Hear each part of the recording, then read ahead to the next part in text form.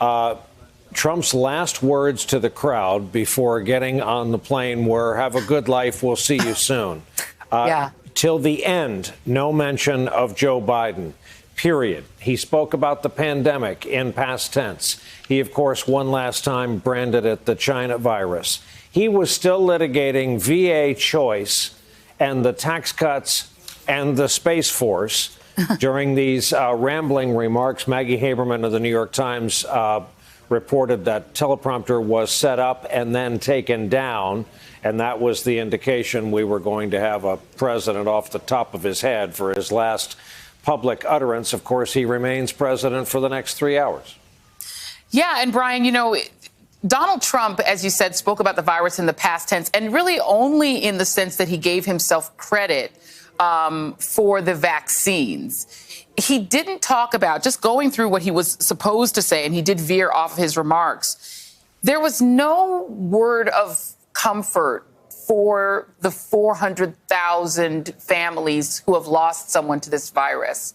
There was no word of compassion for them, for those who are suffering, the 22, 23 million Americans who are suffering right now. There was no, he said, we did our best. No one could have worked harder. This is a man who played golf, who spent more time playing golf and tweeting than he did being president.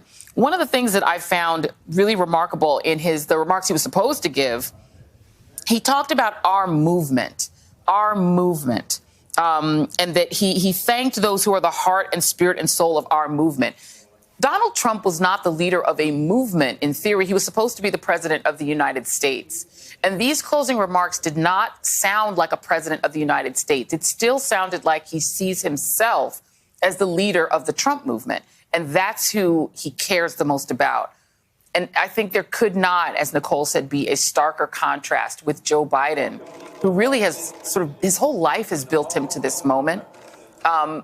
Indeed, I don't think there's anyone more prepared institutionally with his knowledge of the Senate, his 8 years as vice president, so his deep knowledge of the White House, the inner workings of government, but also his personal losses, his compassion that's born of his own tragedies, his sense of empathy, which Mike Memoli has said his advisors call his superpower, and just his ability to feel the pain that we've all been holding inside of us for a year as all of these people died. We need a catharsis, and I think that Joe Biden is sort of human catharsis. So I think that he really could not be better, really honestly, for this moment. Hey, thanks for watching our YouTube channel. You should know that you can follow today's top stories and breaking news and catch up on your favorite MSNBC shows all in one place.